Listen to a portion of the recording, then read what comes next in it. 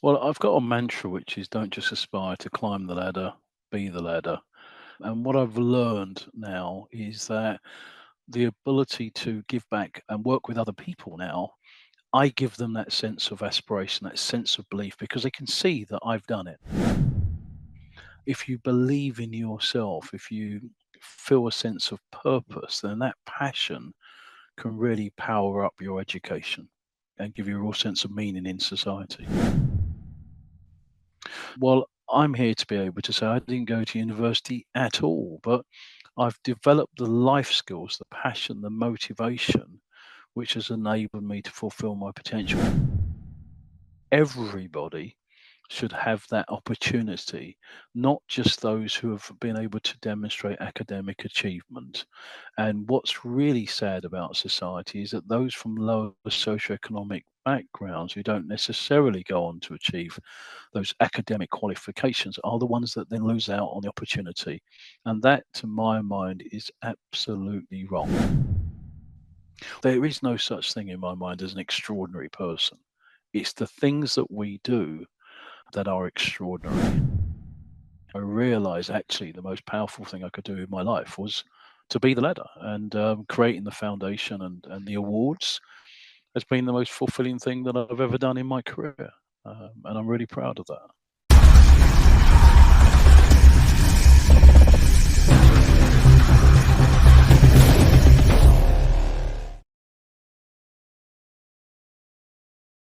Hi, Trevor. Thank you so much for joining us here on the Education on Fire podcast. It's always fantastic to chat to people who, through their work life, have actually entered education from a supportive point of view. I'm part of the National Association for Primary Education, so I understand that sort of charity bent on trying to support people in a slightly different way outside of the classroom too. So I think this is going to be a really fantastic conversation, and thanks so much for being here. Oh, an absolute pleasure. Thank you for having me. So, for those people who haven't come across your foundation before, take us into what Be the Ladder Foundation is. Well, I've got a mantra which is don't just aspire to climb the ladder, be the ladder. And so for me, the foundation and the awards is an opportunity really for us to, one, support those from under-resourced backgrounds so that they can fulfill their potential.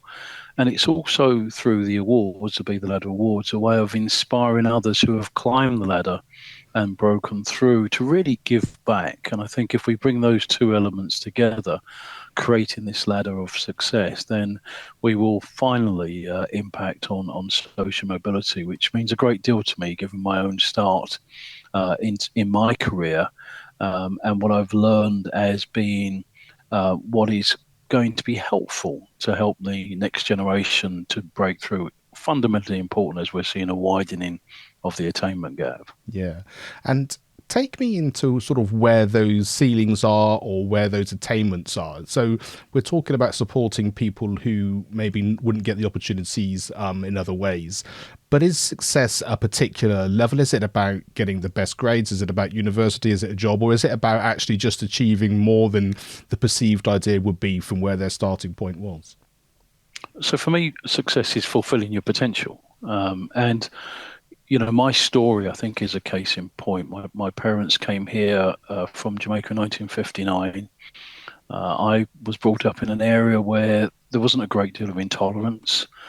I struggled through my school years. I underachieved, and I left school at what was 16 or 17. And it was pure chance when I was offered by a careers advisor three possible job opportunities: a tennis racket stringer, a warehouseman, or to join a law firm essentially as a postal clerk. And it was that last of the three options that I took. And whilst in that job, I thought to myself, I'd really underachieved. I should have been able to do more. And so I took to learning evenings, weekend courses. I did whatever it took to be able to educate myself in law. And I went on to qualify as a solicitor at the age of 25, became a partner at 28, and in 2001 became the first black senior partner of a top 100 UK law firm. And what that tells me is that there were a number of reasons, socioeconomic reasons, that had caused me to underachieve. And that's why I'm really determined now to be able to use my know-how to help others so that we can ensure that everybody fulfills their potential. Everybody has an entitlement to be given the opportunity to fulfill their potential. So, what was it, do you think, that you learned as you got older that was sort of you didn't know earlier on, which was holding you back, that then changed as you sort of got those insights? Well, it's a strange thing, isn't it? Because you don't know what you don't know Exactly. when you're young, and so you're reliant on those around you to be able to sort of show you the way. And my parents, having not been schooled here, having come from somewhere else, struggled with the system as it was. So I was really very much left to try and find my way, and without the kind of role models around me at that time, and without people that would believe in me and give me that sense of you can do this. I didn't believe in myself. There was no one around me that had been to university, for example, in my family. And so I really just felt that leaving school, just surviving school actually was enough. I wasn't aspirational. And what I've learned now is that the ability to give back and work with other people now, I give them that sense of aspiration, that sense of belief, because they can see that I've done it. And so that know-how and that inspiration, I think, is fundamentally important, which is, behind the concept of being the ladder. And I think for me, there's something I can relate to. I'm a musician by trade. I was given the opportunity at school, which was down to having to sort of two young teachers in the music department who were very sort of forward thinking and wanted everyone to learn about music, a supportive head, and then just extra pupils around me a year or two ahead who were then involved in not just playing at school but in ensembles around the school in the county. Then they went to music college and then they were in the profession. And so, like I say, there was that natural thing of, well, if they're doing it, why can't I? And we know there's a slightly bigger picture than that in terms of the reality of those things coming. But I think, like I say, if you don't know what is available, if you haven't experienced it yourself or what's possible, then what do you expect from, like, say, people who don't have that opportunity? Absolutely. If you go home and your parents understand the system, if they've been to university, they know how to drive you forwards. They're going to make sure that you have all that it takes to do your homework, all of those kind of things. Whereas, I didn't have that around me, and I didn't have the belief really that I could be anything more than, say, my parents had been. So I didn't set the bar high. I set it as a sort of survival level, which particularly at that time, because of some of the challenges in society, getting out of school and just being able to get a job was success. Whereas now I understand actually that if you believe in yourself, if you feel a sense of purpose, then that passion can really power up your education, and give you a real sense of meaning in society. Yeah, and I think that's really true. So take us into how the foundation, first of all, is doing that, because I know there's sort of different areas that you're able to support people with, and then we'll sort of talk a little bit more about sort of the journey to making it a reality and sort of your journey within that as well. So I wanted to find out how my experiences could be used positively to impact on schools, and I've been invited into a number of schools to give talks. So I really wanted to try and formalise that more so. And these three great schools that wanted to engage with me, and they shared with me a deep insight into some of the challenges faced by those from lower socioeconomic backgrounds. So using that insight and working with a neuroscientist as well, Dr. Wynne Stanley, we've been able to understand how we can have a positive impact. And so in very simple ways, we've created a Be the Ladder program. And as part of this program, we will fund private tuition. We know that even just a limited amount of additional private tuition can have a significant impact and put somebody back on track.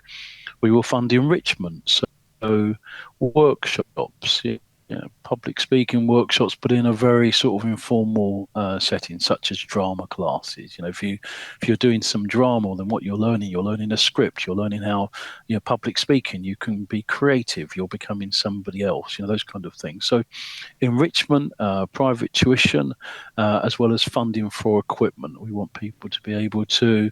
For example, we've just funded a number of support packs for young people that are transitioning from primary school to high school.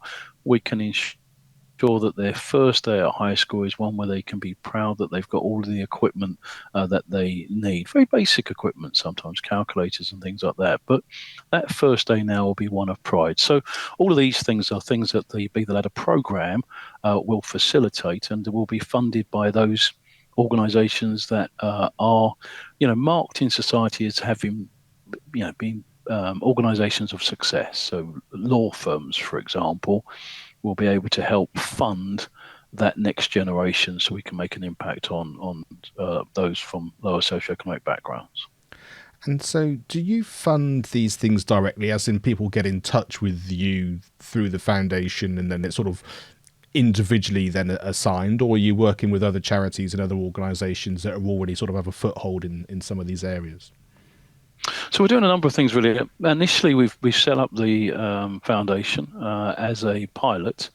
So we're working with 3 schools in particular, but primary and secondary.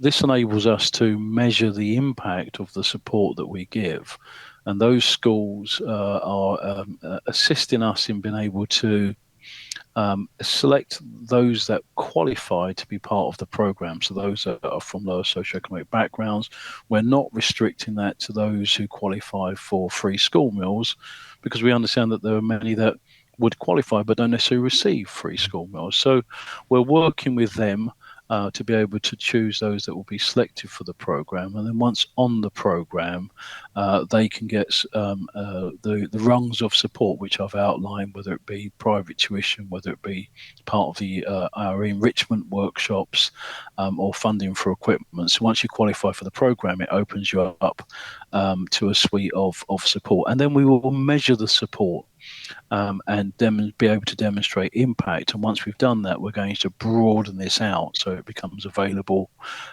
to schools, hopefully across the country. And in terms of your sort of passion for doing this, take us a little bit back in. You sort of glossed over it very. You started in one part of the law firm, and then you studied, and then all of a sudden you became a solicitor. I know there's always much more to it in terms of the hours and the willpower that's from that. But having then sort of reached your success, you got to the point where you're able to make an impact. What was it then that you thought, right, now I've been given the opportunity, that you wanted to sort of take this idea forward, or you wanted to sort of make an impact where you were working and then broaden that out? Because that's not something that everyone necessarily does. I think people think, for example, to be a lawyer, you need to be extraordinary in some way. What my story demonstrates is that actually you don't. It's about ordinary people achieving extraordinary things. And an example of that is, as I say, I left school with very little in the way of qualification. But once in the right environment, I went on to excel. Not only did I qualify as a solicitor, I have run some of the country's highest profile legal actions. I've been to the House of Lords and won. I've won many awards and accolades. Last year I received 2 doctorates. And why that is relevant is it just goes to show that, as I say, ordinary people can achieve the extraordinary. My story, I think, shows us that there are many people like me who might not have been seen as somebody who had something, and therefore they would have lacked self-belief, that don't go on to fulfill their potential. And I'm here to say, look at my story, and look what I've managed to achieve. If I can, you can. And so once I started climbing the ladder, I just felt it was really important of me to be able to give back. So it's not something which happened. Wasn't a big bang moment. When I was in my 20s, I set up a mentoring scheme supported by now Lord Boating, actually. So it's something I've always done. It's just that I now feel I'm at the point of my career, the top rung of the ladder, so to speak, where I have a certain authority, which means that it can really make a difference. As a senior partner of a law firm, I can, engage with people at a certain level where I can actually truly have an impact on the next generation coming through. And that's fundamental. I was the first black senior partner. And in that capacity, I have to use that to impact and improve the experiences of the next generation. I really love that. And I think the thing that's probably as inspiration is anything in that, I think, across my experience within education, is the fact that everyone gets very bogged down about the fact that there's certain points you have to hit. You have to be doing this for GCSE or this for A level, and then you go to university or you get a job. And that's kind of it. If you haven't done those things, you've missed the boat, or you're going to make it very hard for yourself. And I think chatting to you, the big thing and the big takeaway for me is the fact that when you're ready to do whatever it is that you're passionate about and what you're purposeful about, you can find a way to do it. So that might be that you're getting your A levels or doing the studying that you want post the age that the system tells you you're supposed to be doing it. And actually it doesn't matter, because once it's about you and you're doing it for the right reasons for you, then the opportunities are there. And like you say, and I think you then draw the people and you find the conversations and the organizations that can help you do that. And I think no matter what your circumstances, when you hear enough of those stories, then you suddenly feel like you've got a bit of ownership of your learning, which I think the system doesn't necessarily help you with, depending on what those experiences are to begin with. Yeah, exactly. I think qualifications are clearly a pathway to opportunities, but with or without them, motivation and passion, um, they are the real keys to unlock fulfilling your potential.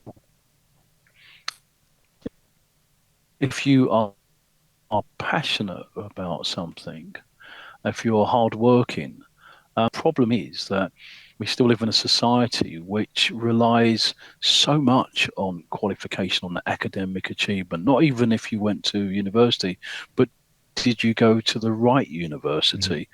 Well, I'm here to be able to say I didn't go to university at all, but I've developed the life skills, the passion, the motivation, which has enabled me to fulfill my potential. Everybody should have that opportunity, not just those who have been able to demonstrate academic achievement. And what's really sad about society is that those from lower socioeconomic backgrounds who don't necessarily go on to achieve those academic qualifications are the ones that then lose out on the opportunity. And that, to my mind, is absolutely wrong.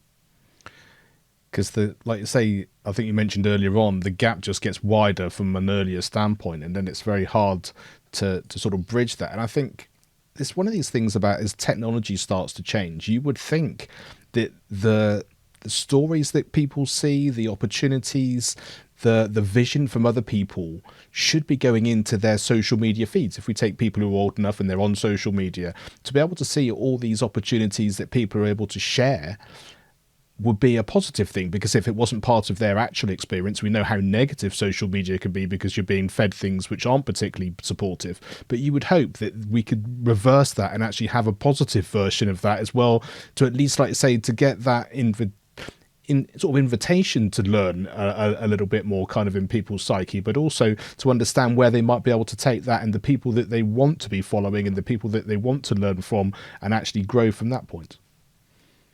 Well, that's why it's important for me to be there to be seen, and for those that have achieved to be there to be seen, because we can use social media in a very positive way to inspire others. But of course, social media can also play into stereotypes. It can also give an impression that if you're from a certain background, that actually you're not going to achieve. So it's a double-edged sword. The more people that we have that have climbed the ladder, that have achieved success, that then want to be the ladder, and they can use social media as a tool for that, the more we will inspire the next generation. And that's why I think it's important to really recognize and celebrate actually those that are being the ladder, because in doing so, it will encourage others to be the ladder.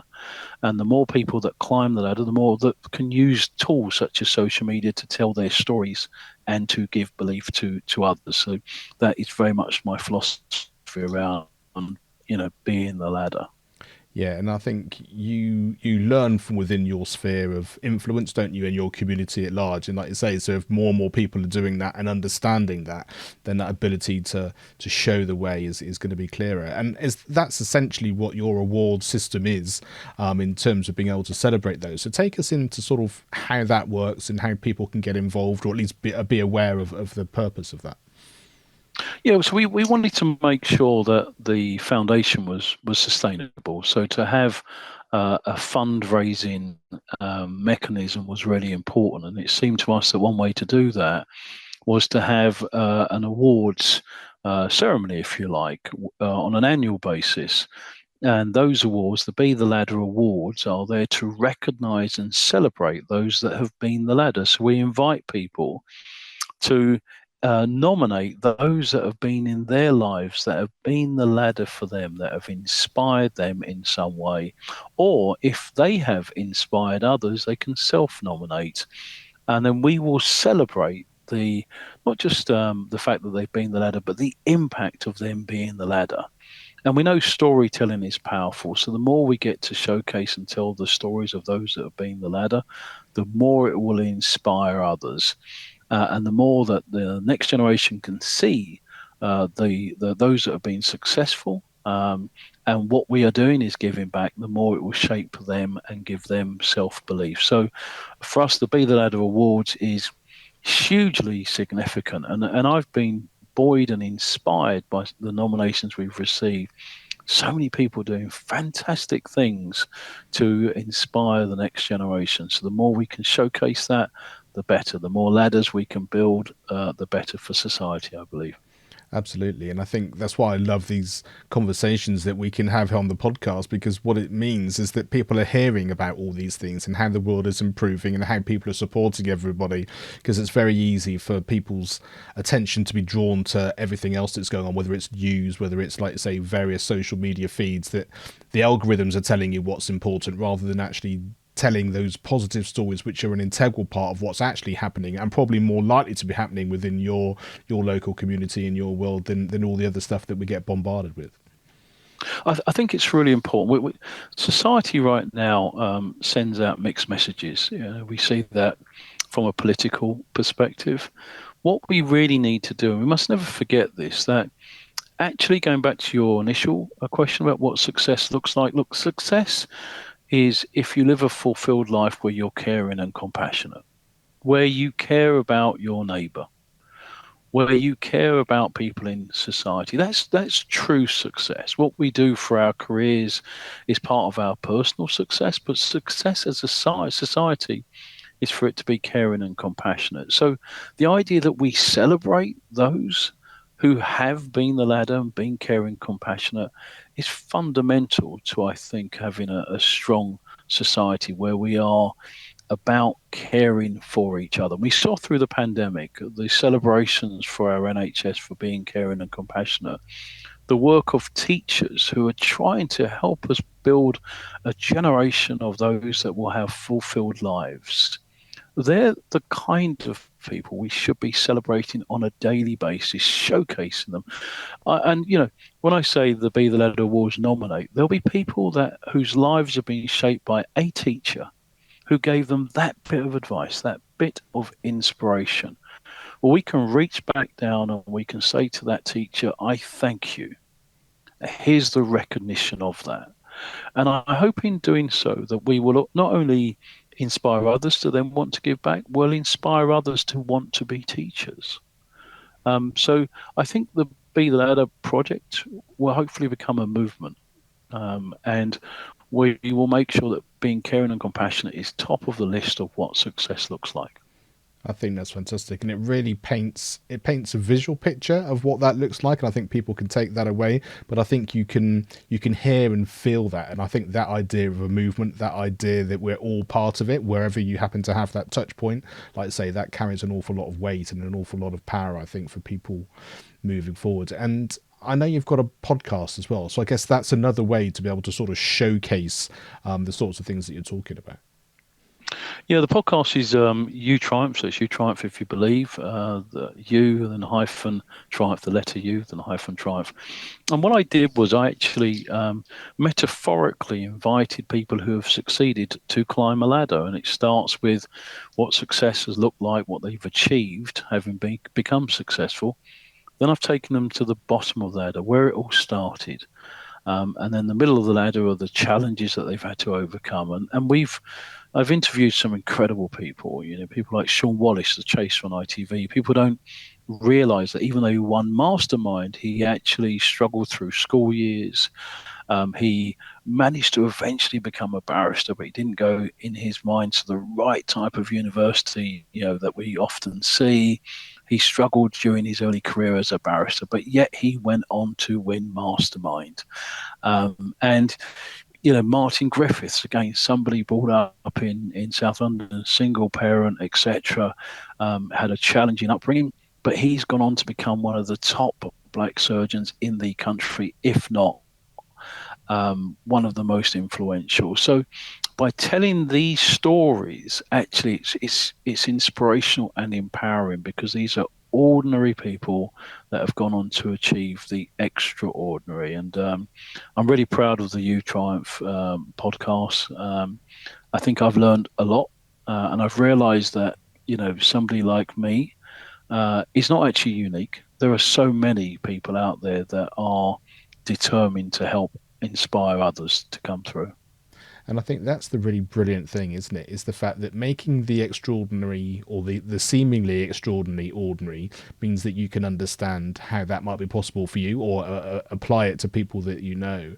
And also when you realise that it doesn't look a certain way, because I think that's going back to what we said about the experience, is the fact that in order for me to do whatever that goal or passion is, it needs to look a certain way to get there. When you hear enough stories where you realise they're all didn't go from A to Z. We went through all of the different parts of the journey. We went up, we went down, we went backwards, forwards, different places to actually achieve or to at least enjoy that journey to where we deemed to be where we wanted to go to fulfill that purpose.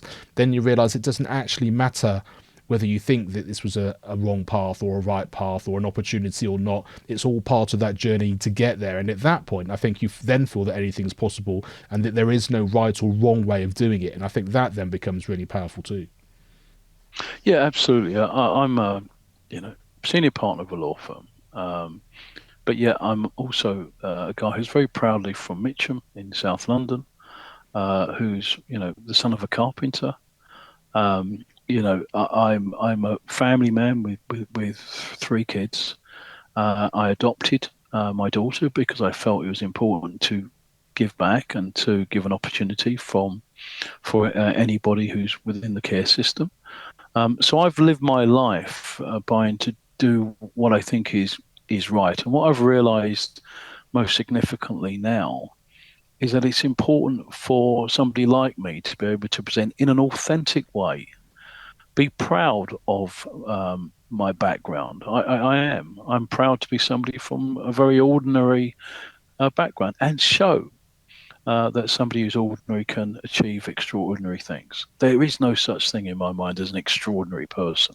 It's the things that we do that are extraordinary. And so the Be the Ladder Foundation, the Be the Ladder Awards, is all about showing that, ordinary people achieving the extraordinary, if they have the right mindset and are given the opportunities, we can really level our society. And that's only right.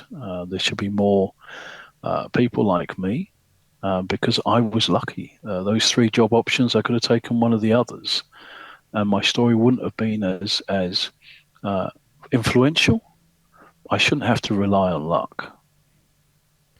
And I guess there's a little bit about making your own luck and being in the right place at the right time as well. But that's probably a different podcast too. And I also just wanted to pick up on what you said there about the extraordinary and the ordinary, just in one final context, which is the fact that it's almost all of those little things that you do which seem to be just another thing, it's just part of your normal day, but it's having that mindset of why am I doing this? How is it supporting people? How is it supporting society?